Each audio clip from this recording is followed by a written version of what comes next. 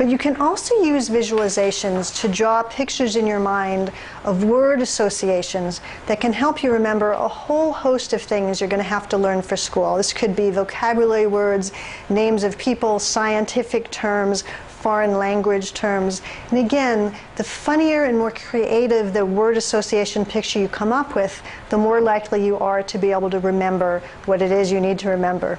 And let's go through a couple of examples, and then I'm going to have you work on some examples yourself. Let's say you have to remember that the word azul means blue in Spanish. Well, I see the word azul, and it triggers the word zoo to me, because a zoo, azul, zoo. And so I started thinking in my mind, well, if I saw a whole zoo where all the animals were blue, that would help me remember that azul means blue zoo. So this is the picture I kind of saw in my mind's eye, you know, a blue tiger in a blue cage. And then when I see the word azul on a test, it triggers this picture, and I think, oh, a blue zoo, azul means blue. Or let's say we're trying to remember that Santa Fe is the capital of New Mexico.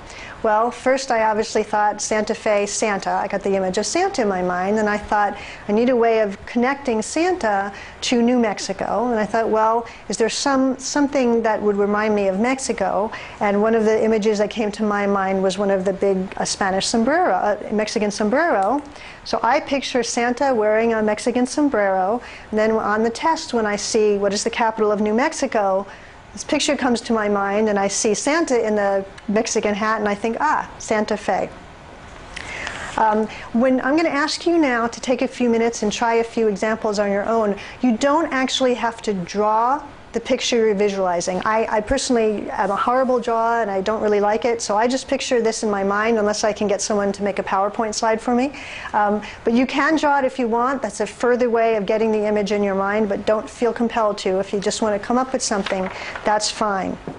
And here are the options. You can do one of these, all of them. You can work together, however many you like. But I'd like you to try at least one. See if you can come up with a visualization that will help you remember that a reptile is cold-blooded, Condoleezza Rice is Secretary of State, Frankfurt is the capital of Kentucky, or Roy Kroc is the founder of McDonald's.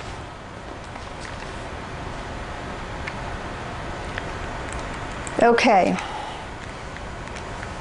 I'm going to show you the images that some people have come up with for a reptile is cold-blooded. When we do these programs with a live audience, most people will come up with some image of a lizard looking cold. So it will be lizard in a refrigerator or a lizard in a parka. And here's a picture of a lizard in a nice winter hat standing on an iceberg. So that when you, on a test, you have to remember, is a lizard cold-blooded or warm-blooded? This image should come to mind, and it should remind you that it is in fact cold-blooded.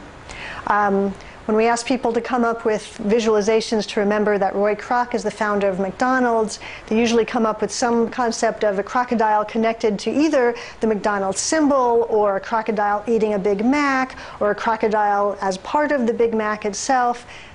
Any of those kind of ideas will remind you, connect the word crocodile and McDonald's, which will then remind you that Roy Kroc was the founder of McDonald's. So visualizations can be a lot of fun, a chance to be very creative, and they're also very effective. We've just gone over a lot of information, so I just want to review it a little bit. So when you're faced with memorizing a lot of items, I want you to remember that you have a bag of tricks now, and you have a bag of strategies. Think about them as you approach the information and figure out what will help you. So first, if it's a lot of information, chunk it for your short-term memory.